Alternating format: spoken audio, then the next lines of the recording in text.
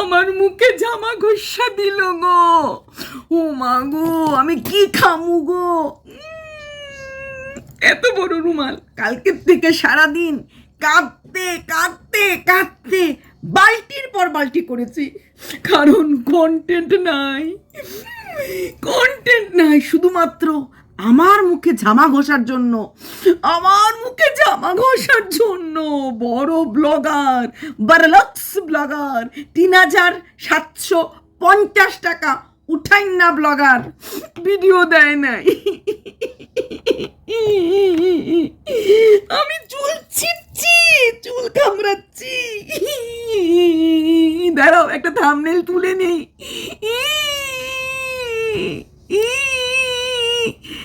কি খাবো আমি? তো এই ভেবে অনেকে কষ্ট পেয়েছে যে আমার খাওয়াটা, আমি 2-4টা মুড়ি খাই, ওর দয়াতে খাই, বড় লোক ব্লগারের, না হলে তো উপাস থাকতাম। কিচ্ছু করি না তো, তুই তো ইউটিউব থেকে রোজগার করি, আর নিজে ঢাক নিজে পাঠাই, নিজে বাজাই যমুনা ঢাকির মতো। এটাই তো আমার কন্টেন্ট। যাক, যেটা হয়েছে সেটার কথা বড়ভাবে বিশদভাবে কালকে বলবো। আজকে রাত হয়ে গেছে, ছোট্ট একটা কন্টেন্ট দিচ্ছি, জাস্ট ইন্ট্রোটা দিলাম। আমার মুখের ঝামা ঘষা, আমি পাগল হয়ে চলছি, কি খাবো? আরে আমার লক্ষ্মী কন্টেন্ট হচ্ছে ম্যান্ডি। অবশ্যই ম্যান্ডি কিনে নেগেটিভ বা পজিটিভ যেটাই করি না কেন, এটা আমার মনের কোণের কন্টেন্ট। আমাদের কন্টেন্টের অভাব নেই, আমার দুটো রেগুলার কন্টেন্ট আছে, একটা ম্যান্ডি, একটা চোপা, যেটাকে আমি বলতে পারি। তাছাড়া আছে টুকটাক টুকটাক, মানে প্রায় সময় করি ফারিয়া। এই 3টা কন্টেন্ট থাকলে আগামী 2-3 মাস 3টা কন্টেন্ট থাকবে। চোপা তো রেগুলার, আমার আর কারোর কন্টেন্টের দরকার পড়ে না। আচ্ছা, এবার আসছি শ্রাদ্ধ বাড়ি। তো শ্রাদ্ধ বাড়ির ব্লগ শেষ হয়ে গেল। কামড়া কামড়ি, কার আগে কে ভিডিও দেবে, কে ভিউজ কামাবে, কে বাৎসরিক, কে কীর্তন, কে জ্ঞান দেওয়া, সব কিছু। তার মধ্যে আবার কোনো নূতন ব্লগাররা আবার একটু ঠুকে ঠুকে দিল। যেমন একজন ব্লগার, আমি নাম বলবো না, সে বলল শুধুমাত্র ভিউয়ার্সরাই নাকি এই যায় ঝগড়া লাগায়। এমন কিছু ঝগড়া না, অল্প অল্প ঝগড়া আমাদের মাঝে হয়, সেটাকে নাকি বড়ভাবে, তোমরা কাইন্ডলি নামটা লিখো না আমার এখানে, সেরকম নাম লিখলে আমি তো নাম ডিলিট করে দেবো, দরকার নেই তার নাম লেখার, তোমরা বুঝেছো, চুপ থাকবে। তার জন্য নাকি ভিউয়ার্সরাই দায়ী। বলি ভিউয়ার্সদের তো স্বপ্নে আসে, তাই না? কাকা শ্বশুরকে কে হাফ লেডিস বলে, কাকা শ্বশুরকে রাস্তার মোড়ে দাঁড়িয়ে কন্ট্রোভার্সি ভিডিও দেখে, কোন জায়ের সাথে কোন জায়ের ঝগড়া, কোন যা বলেছে টিউশনি পড়াবো না, সব ভিউয়ার্সদের স্বপ্নে আসে, তাই না? বলি এই যে ভিউয়ার্সরা নেট পুড়িয়ে শুধুমাত্র একটা পরিবারের এতগুলি ব্লগারকে দেখছে, এর জন্য ঈশ্বরের কাছে ধন্যবাদ দিতে লাগে। আর ভিউয়ার্সরা নেগেটিভ হোক আর পজিটিভ হোক, তাদের জন্যই কিন্তু এই রোজগারটা হচ্ছে। 2 দিন হয়নি ব্লগার হয়েছে, আবার বলছে ভিউয়ার্সদের জন্য নাকি ঝগড়া হচ্ছে, ভিউয়ার্সরাই নাকি বাড়িয়ে বাড়িয়ে বলে। বলি কথাগুলি কোন মুখ দিয়ে বলো?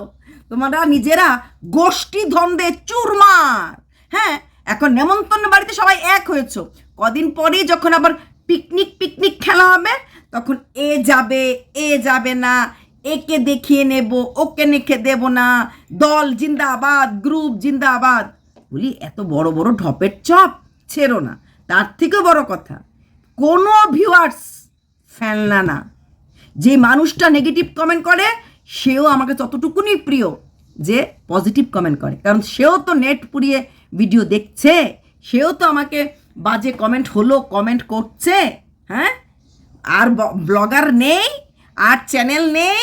হ্যাঁ, এইভাবে পরিবারের কেচ্ছাগুলি ভদ্রলোক ব্লগাররা বিক্রি করে। এই তো ম্যান্ডির বাড়িতে ম্যান্ডির ননদ, ম্যান্ডির বড় যা, ম্যান্ডি কাকি শাশুড়ি, ম্যান্ডির মা, সবাই ব্লগার। কই নেই তো এদের, যে এর নামে এ বলে, এর নামে তে বলে, আছে? নাই। ম্যান্ডির বেস্ট ফ্রেন্ড, ম্যান্ডির ভাইয়ের বউ সবার বাড়িতে আছে। কনির 2 ননদই ব্লগার। এরকম মানুষের বাড়িতে যখন একটা ব্লগার হয়, তার চারপাশে সবাইকেই মানুষ তখনকার 2020-21 সবাইকে ব্লগার বানিয়ে দিয়েছে। সবাইকে। ম্যান্ডির তো মাসি শাশুড়ির ঘরে যাও দেখেছিলাম আমি ব্লগার, ওই সময় এসেছিল। আরও অনেক আছে ম্যান্ডির, মাসি শাশুড়ি মামা শাশুড়ি অনেক কিছু আছে ব্লগার। সেখানে ক্যাচ্ছা এইভাবে বিক্রি করেনি, পারিবারিক ক্যাচ্ছা, জায়ের সঙ্গে জায়ের ঝগড়া, এসের সঙ্গে ঝগড়া বিক্রি করেনি। ইনসাইড আউটের ব্লগার, ইনসাইড আউটের বোন ব্লগার, বোনের কাকিমা ব্লগার, তারপর বোনের ননদ ব্লগার, ইনসাইড আউটের জ্যাঠতো বোন ব্লগার, এরকম প্রচুর ব্লগার আছে এক বাড়িতে। কই ওদের তো কোনো ঝগড়া নেই, কেচ্ছা নেই, গোষ্ঠীদ্বন্দ্ব নেই, কাকি শাশুড়ি কাকা শ্বশুরের নামে বলা নেই, শাশুড়ির নামে নিন্দা বলা নেই। তো বলি এত বড় বড় কথা 6 মাস 7 মাস হতেই বলা, ভিউয়ার্সরা দায়ী। খুব হাসি পেল। আচ্ছা, এইবার আসছি ছন্দার সেলফ রেসপেক্ট। হ্যাঁ, গত বছর ছন্দাকে বলা হয়েছিল যে কি অন্যর বাড়ির মৃত্যুকে কন্টেন্ট করে ভাইরাল করা হয়েছে। সেই কথাটা ছন্দা ভুলেনি, এটাকে আত্মসম্মান যে আমার বাড়ির মৃত্যুকে কন্টেন্ট করে। এইবার কি হলো, এইবার সমস্ত ব্লগাররাই ভিডিও ছেড়েছে।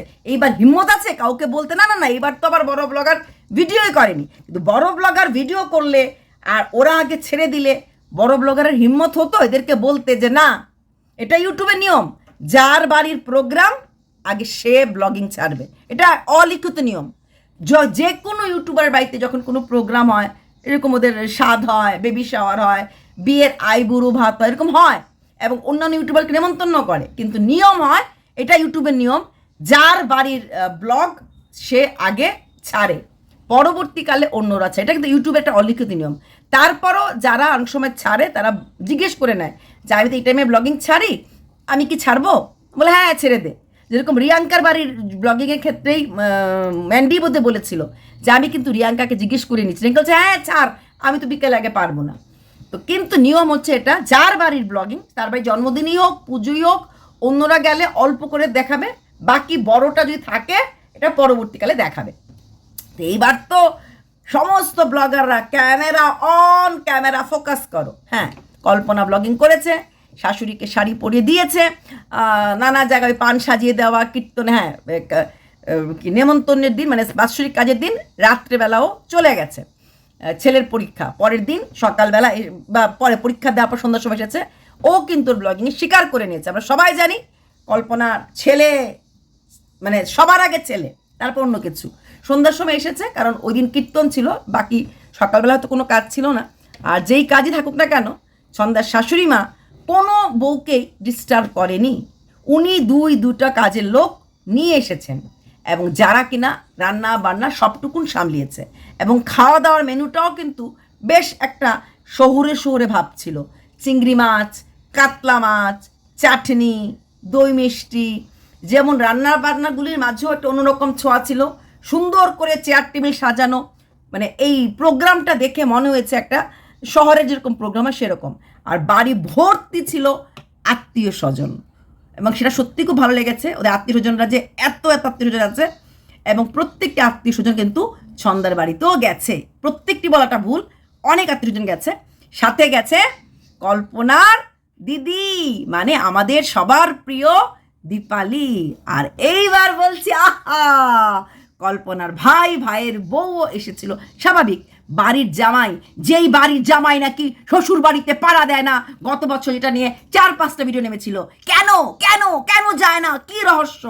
এইবার আইফোন কেনার জন্য, হ্যাঁ কল্পনা ভিডিওগুলি করছে, আইফোনটা কিনেছে এই ভিডিওগুলি করার জন্য। ইয়েস, তো আইফোন কেনার জন্য টাকা উসুল করার জন্য শ্বশুর বাড়িতে গেছে, নেমন্তন্ন করেছে, এবং শালার বউ খুব সুন্দরভাবে এসেছে। এটাই তো রক্তের ভাগ হয় না ভক্তের দলের জন্য। সেটাই তো চেয়েছিলাম। ননদ ভাইয়ের বউয়ের ঝগড়া হবেই, সেই কথাটা সোশ্যাল মিডিয়াতে আসবে না। একটা মাত্র ভাই দিদিদের কাছে আদরের হবে না? এটা হতে পারে? দিদিরা চিরকাল, যে কোনো দিদি আমি বলে দিতে পারি, ছোট ভাইকে সন্তান তুল্য চোখেই দেখে। আর সেই ভাইয়ের দুটো ছেলে টুকটুকা সুন্দর, এদেরকে ভালো না বাসতে পারে? কল্পনা সারাক্ষণ ভাইপোকে আয় করছিল, যদিও ভাইপো আসেনি। পিসি তো পিসিই হয়, মাসি পিসি, এদের নাকি আদরের কোনো তুলনা হয় না। তো সেখানে যে এই তো মিল হলো, এই তো মল খসালি, তাহলে কেন আর লোক হাসালি? হ্যাঁ, মিল হবে সেটাই তো চেয়েছিলাম। কখনো চাইনি কারোর অমিল, কারোর সাথে কারোর না। পরিবারের ভাগ হবে না, ঝগড়া হবে, শাশুড়ি বউয়ের ঝগড়া হবে, ভাই বোনের ঝগড়া হবে, বাপ ছেলের ঝগড়া হবে, হতেই পারে। হয় সেই কথাটা সোশ্যাল মিডিয়াতে ছড়াবে না। ভার্চুয়াল ফ্যামিলির লোকরা কখনোই গিয়ে কোনো বাড়ির মিল করাতে পারে না। মজা নিতে পারে, মজা লুটতে পারে, কাউকে এই বাড়িকে সাপোর্ট করবে, কাউকে এই বাড়িকে সাপোর্ট করবে, কিন্তু রক্ত, সেই রক্ত এক থাকবে।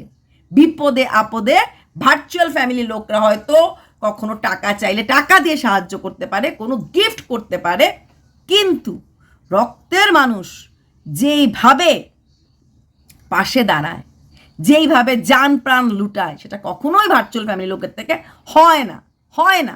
আর ভার্চুয়াল ফ্যামিলি লোক যদি কেউ কাপন হয়েও যায়, তারপরও রক্তের মানুষকে ছোট করা যায় না। নিজের রক্ত নিজেরই হয়।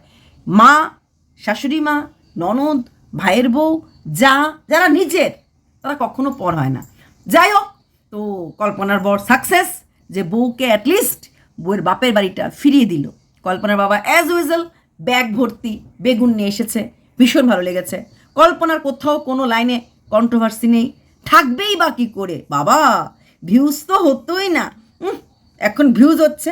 আর দেখেছো তো, যে মেয়েটা কখনোই ভিডিও দেয় না, এই সময় ইম্পর্টেন্ট টাইমগুলিতে ভিডিও দেয়। কারণ ইম্পর্টেন্ট টাইমগুলিতে যখন ওর বর ওর কাছে থাকে, সবসময় মোটামুটি ভিডিও দেওয়ার চেষ্টা করে, কারণ একটু টাইম পায়। ও তো নিজেও বলেছে একটু টাইম হয়, ঘরের এই কাজটা বর করে ফেলে, বা সাপোর্ট থাকে, একটা কিছু থাকে। আর এই জিনিসগুলি, কালকে সেটা বলেছো, মেমোরিজ, হ্যাঁ, যে আমার দিদার কথা জিজ্ঞেস করলে আমার ছেলেকে আমি বলতে পারি না, কারণ কোনো সেরকম নেই, কোথাও একটা ফটো বোধ আছে, সেটা দেখে ভালো লেগেছে। দীপালি এসেছে, দীপালি ছন্দার ঘরে গিয়ে বসেছে, কোনো রকম অন্য কথা না, সাদা বেগুন গাছের কথা। আর এটা মূল কথার জন্য ভিডিওটা করেছি, অবশ্যই আসবে ভিডিও, অন্য ভিডিও আসবে। ছন্দা কোথাও কন্টেন্ট নিয়ে এবার খেলেনি, একটু সময় ও যে খেতে বসেছে ওটা দেখিয়েছে। ও কিন্তু কীর্তনের ভিডিওতেও গেছে, সেখানে কিন্তু ও কোনো কন্টেন্ট করেনি।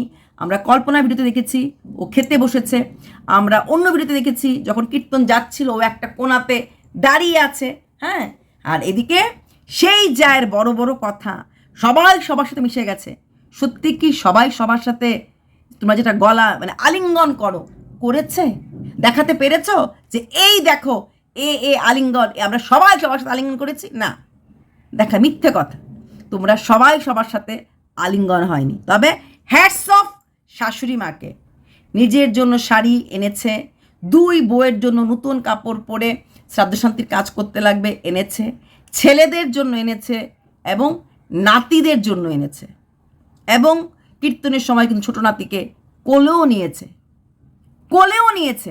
এটা অনেক বড় একটা পাওনা, যে উনি দেখিয়ে দিলেন একটা মানুষ যদি সক্ষম নারী হয় কত কিছু করতে পারে। হ্যাঁ, ওনার চোখের একটা প্রবলেম কিন্তু বোঝা যাচ্ছে, তারপরেও বলবো, আমরা মেয়েরা যখন স্বাধীনভাবে রোজগার করতে পারি, তখন স্বাধীনভাবে খরচ করতে পারি। মুখে একটা শব্দ না করেও, স্বামীর পাশে ছিল না যখন উনি অসুস্থ ছিল, স্বামীর জন্য করেনি, অনেক শুনেছি, কিন্তু স্বামীর এই বছরান্তে উনি কারোর ধার ধারেনি, কোনো বউয়ের ধার ধারেনি। গালামালের খরচ উনি নিয়ে এসেছে, দুই ছেলের বসে সমান সমান কাপড় এনেছে, দুই ছেলের জন্য এনেছে, নাতির জন্য এনেছে, সব কিছু করে দিচ্ছে ওনার তো অসুস্থ শরীরের মাঝে, যে স্বামীর লাস্ট কাজটা হয়তো শান্তিভাবে হয়। না না না না, লাস্ট কাজ হবে না, তিথির কাজ অবশ্যই হবে, তিথি মেনে প্রোগ্রাম হবে। তবে হ্যাঁ, বড় ব্লগার তো তখনও ভিডিও দেবে না, কারণ বলেছে শ্বশুরের কষ্টে এইবার মানে মোবাইল হাতে ধরতেই পারি, ইচ্ছাই করেনি, তিথির কাজও করতে পারবে না, ব্লগিং দেবে না। তবে হ্যাঁ, অন্যান্য লোকটা তো ব্লগিং করবে, অন্য যারা লাইফস্টাইল ব্লগার, তখন নয় দেখে নেব। চলো এটুকুনি দিলাম, তোমরা ওয়েট করছিলে, বাকি কথা পরে হবে।